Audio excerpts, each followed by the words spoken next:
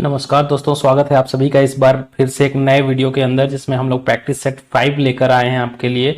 मैं आपको बता दूं फॉर योर काइंड इन्फॉर्मेशन, इस बार का जो क्वेश्चन बनने वाला है वो टोटल 25 क्वेश्चन नहीं बनेगा। इस 25 क्वेश्चन को आपको बहुत ही केयरफुली सॉल्व करना होगा, क्योंकि मैं आपको बता दूं one thing that is very important, क्योंकि ग्रामर के क्वेश्चंस गूगल सर्च में नहीं आते हैं। कुछ स्टूडेंट्स नकल के बारे में अभी भी सोच रहे हैं, तो please don't think on that particular point और आप चीजों को पढ़िए, ध्यान से पढ़िए। क्वेश्चन नंबर 1 देखते हैं। ही इज एनवियस, इसके साथ हमें ऑफ लगाना है। ही इज एनवियस ऑफ मतलब किसी से ईर्ष्या करना या किसी से मतलब जलन रखना, उसको बोलते हैं एनवियस ऑफ। जैसे वह उसका मतलब उससे ईर्ष्या करता है, तो ही इज एनवियस ऑफ, यहाँ पे ऑफ लगाएंगे, ठीक है ना। चलिए देखते हैं क्वेश्चन नंबर 2। क्वेश्चन नंबर 2 बोल रहा है कि ही इज सिक, खाली स्थान जॉब। ये प्रीपोजिशन का अगेन क्वेश्चन होने वाला है। प्रीपोजिशन से मैं आपको बता दूं कि सिक के साथ भी ऑफ लगाइएगा। He is sick of his job मतलब वो अपने जॉब से उब चुका है, या कहीं ना कहीं से सिक होने का मतलब ये सेंस में आता है कि he doesn't like his job and he is कह सकते हैं कि उब चुका है अपने जॉब से, तो सिक ऑफ लगाएंगे। ओके, क्वेश्चन 3 देखेंगे। वर्क हार्ड, खाली स्थान है, यू विल गेट सक्सेस। इसमें से 4 कंजंक्शन में से कौन सा सही है? So, and, but and so that.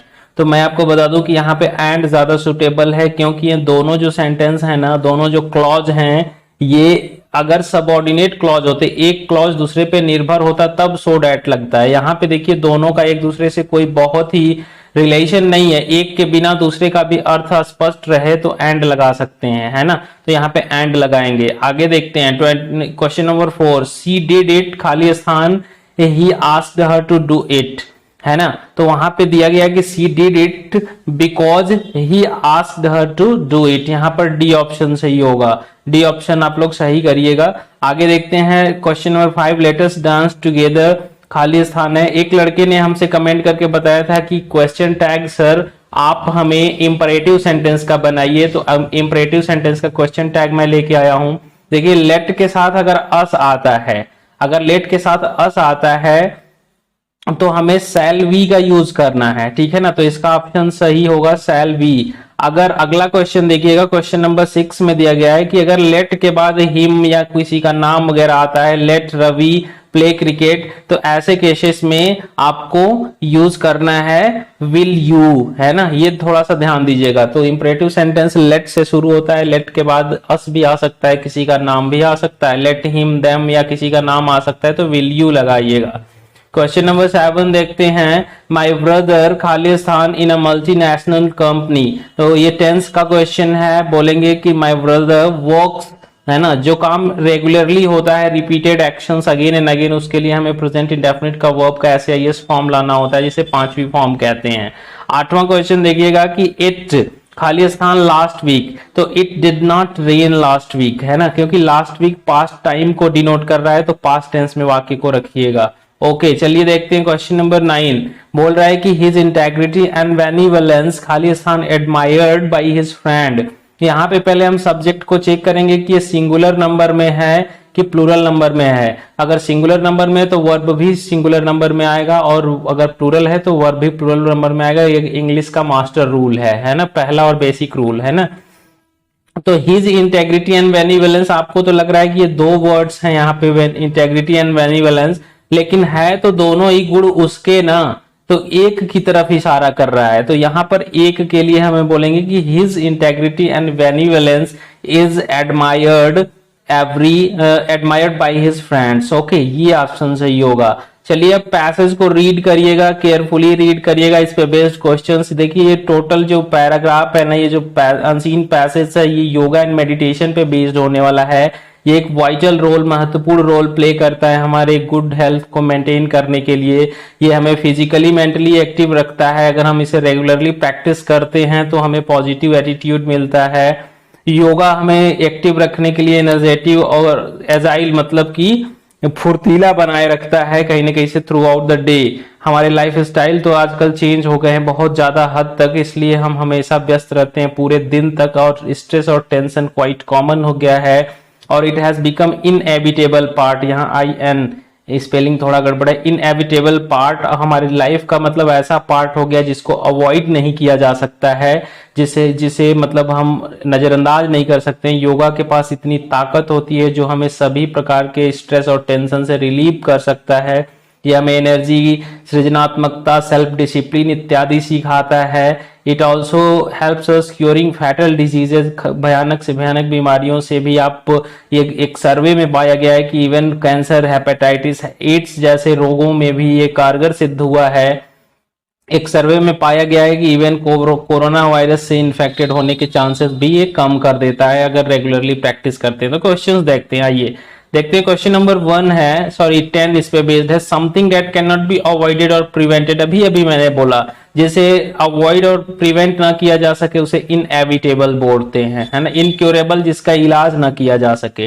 Agile मतलब फुर्तीला, स्ट्रेस एंड टेंशन आप जानते ही हैं, तनाव, ठीक है। A fatal disease which kills normal body cells, मतलब बॉडी के कोशिकाओं को जो किल कर देता है उस रोग को कैंसर कहा जाता है। आप पहले से जानते भी होंगे।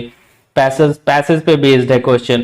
Give the antonym of the vital, vital मतलब महत्वपूर्ण होता है, तो वाइटल का एंटोनिम पूछा गया ना, तो यहाँ पे सेकेंडरी होगा क्योंकि इंपॉर्टेंट, इसेंशियल, ड्राइव ये सब चीजें नहीं होंगी। 13 देखिए, choose the antonym for word energetic, energetic word के लिए कौन सा एंटोनिम आप चुनेंगे, तो एनर्जेटिक के लिए ज्यादा जो उल्टा अर्थ देने वाला वर्ड है वो है लेथार्गिक ना। लेथार्गिक मतलब आलसी टाइप का व्यक्ति, है ना। अगला देखिए, give the similar meaning for the word agile, agile मैंने अभी भी बोला इसका मतलब फुर्तीला होता है, तो एजाइल का सिमिलर मीनिंग बताना है तो प्रॉम्प्ट होगा ना। प्रॉम्प्ट मतलब भी फुर्तीला या एक्टिव व्यक्ति होता है। ओके 15 देखिए, विच of the following words doesn't need prefix, ऐसा कोई वर्ड जो जिसमें प्रीफिक्स in न जोड़ा जा सके। देखिए इनसिग्निफिकेंट होता है, इनवेंट भी सुना होगा, इनकम्प्लीट सुना होगा, इन स्ट्रेस नहीं, यहाँ पे डी स्ट्रेस होता है, तो ये ऑप्शन आपके लिए सही है, डी ऑप्शन। 16 देखते हैं, सफिक्स आईओएन मीन्स, जहां कहीं भी आईओएन जुड़ता है उसका मतलब क्या होता है। अ पर्सन, एन एक्शन और स्टेट, अ बिलीफ और कंडीशन, अ प्रोसेस, स्टेट और रिजल्ट, तो इसका ऑप्शन डी सही होगा, अ प्रोसेस, स्टेट और रिजल्ट। ओके आगे देखिएगा 17 number question, meeting minutes does not include, देखिए ये लास्ट यूनिट का क्वेश्चन है, इससे अब 9 क्वेश्चंस आपको कवर करने हैं। इसका अगर पीडीएफ आपको चाहिए होगा तो टेलीग्राम लिंक में दिया गया डिस्क्रिप्शन में, उसे ज्वाइन कर लिया करिए आप लोग, सारे पीडीएफ मैं वहां पर दे देता हूं। प्रैक्टिस सेट परीक्षा के दिन तक सॉल्व करेंगे, बिल्कुल आपको नकल में भरोसा ना करिए, क्योंकि गूगल पे कोई भी आंसर नहीं मिलते हैं जिसे हम सर्च करते हैं, क्योंकि क्रिएटिव माइंड से जब क्वेश्चंस बनाए जाते हैं तो गूगल पे अवेलेबल ही नहीं होता है। गूगल कट कॉपी पेस्ट किया हुआ चीज उस पे अगर उस पे रहता है तो कहीं ना कहीं से अगर आप आंसर नहीं पाएंगे तो परीक्षा में परेशान हो जाएंगे। कॉन्सेप्ट को समझा करिए पहले। Meeting minutes does not include, meeting minutes कभी सम्मिलित नहीं करता है, इसमें डिफरेंट व्यूज एक्सप्रेस्ड होते हैं। Date, time and location of the next meeting ये भी लास्ट में नोट किया जाता है। न्यू बिजनेस पे भी बात की जाती है, इमोशंस की जरूरत नहीं होती है, इमोशनल क्वेश्चंस और चीजों को वहां पे नहीं मेंशन किया जाता है। 18 देखिए, it is desirable that each page of the meeting minutes का हर पेज जो है shall be initiated by, time keeper उसको इनिशिएट करेगा, चेयरमैन, सेक्रेटरी, टीम लीडर, जो सबसे ऑल इन ऑल होता है, चेयरमैन को हर पेज को इनिशिएट करना होता है, उसको देखता भी है कि इज देयर एनीथिंग रॉन्ग, तो उसको सेक्रेटरी को बोलता है कि turn it to the correct one. Okay 19 देखते हैं, which of the following is not outer quality of a business letter, देखिए कुछ इनर क्वालिटी कुछ आउटर क्वालिटी लेटर्स के होते हैं। इनर का मतलब पत्र लिखते समय कंटेंट में क्या क्या लिखते हैं, और आउटर का मतलब उसको लिफाफे में पैक करना, क्या क्या करना, उसका फिजिकल अपीयरेंस कैसा है, पेज कैसा इस्तेमाल कर रहे हैं, सब आउटर क्वालिटी होती है। तो देखिए इनवेलप आउटर क्वालिटी है, folding of letter outer quality है, size of the paper outer quality है, रेलिवेंस तो इनर क्वालिटी है, तो यहाँ पे नॉट पूछ रहा है ना, तो नॉट होगा, है ना, नॉट आउटर यानी कि इनर, तो ये इनर क्वालिटी है। ओके देखते हैं 20 number question, the essential part of a business letter is are, essential parts कौन कौन से हैं इस एक बिजनेस लेटर के, पोस्ट स्क्रिप्ट बिल्कुल लिखा जाता है, कॉम्प्लीमेंट्री क्लोज जैसे योर फेथफुली, योर सिंसियरली आप यूज करते हो, reference, all of the above. मुझे लगता है ये सारी चीजें ही आपको जरूरत होती हैं, ये एसेंशियल पार्ट है बिजनेस लेटर की। 21 देखिएगा, report is one of the खाली स्थान document, one of the formal written document, ये हमेशा एक फॉर्मल और एक रिटन डॉक्यूमेंट होता है। Dear students keep in mind what I actually say, और मेरी हर बातों को आप ध्यान रखिएगा क्योंकि बहुत ही मेहनत करके आपके लिए पीडीएफ बनाया जाते हैं, कॉन्सेप्ट को डेवलप करने के लिए मैं मेहनत करता रहता हूं कि आपका एग्जाम अच्छा हो। शायद अगर आपके लिए एग्जाम अच्छा होगा तो आप भी मुझे सपोर्ट करेंगे, है ना। ज्यादा से ज्यादा दोस्तों को शेयर करिए वीडियो को। चलिए 22 देखते हैं, what is not to be done while writing an agenda, agenda लिखते समय क्या नहीं किया जाना चाहिए।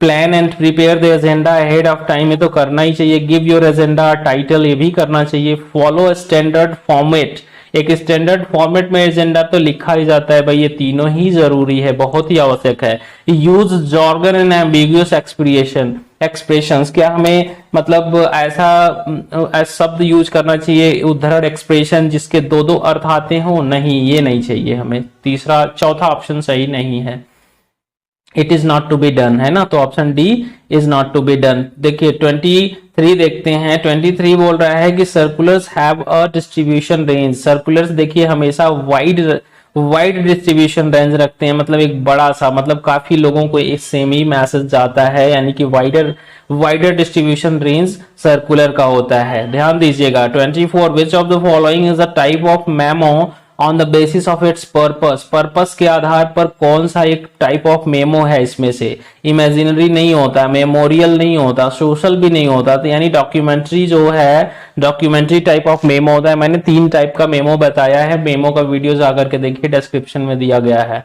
25 देखिएगा कि 25 खालिस्तान is used for communicating internal decision of the day to day administration like grant of leave, distribution of duties, promotion, transfer, etc. ये सारी चीजों का विवरण किस प्रकार के मतलब राइटिंग स्किल में और किस में यूज किया जाता है। ऑप्शन 4 है, मिनट्स है, मेमोरेंडम है, ऑफिस ऑर्डर और सर्कुलर। मैं आपको बता दूं कि ऑफिस ऑर्डर में ये सारी चीजों को सम्मिलित किया जाता है, मोस्ट सुटेबल है। ऑफिस ऑर्डर नहीं समझा है आपने तो ऑफिस ऑर्डर थंबनेल लगा हुआ वीडियो जाकर के प्लेलिस्ट से जरूर देखिएगा। मैं आपको बता दूं कि एवरी सिंगल टॉपिक मैंने समझाया है, उसका सेपरेट एमसीक्यू भी दिया है, कॉन्सेप्ट वीडियो भी दिया है। Please go and watch all those videos before your exam, जो कि आपके लिए बहुत इंपॉर्टेंट होने वाला है। Please don't believe in any kind of cheating और एनी अनफेयर मींस, आप कभी भी फंस सकते हैं, प्रॉक्टर की नजर होती है, नकल पे भरोसा ना करिए। कम्युनिकेशन स्किल एक अच्छा स्किल है जो आप सीखिए, जीवन पर्यंत काम आने वाला है। Thank you so much for joining me online, thank you so much for watching.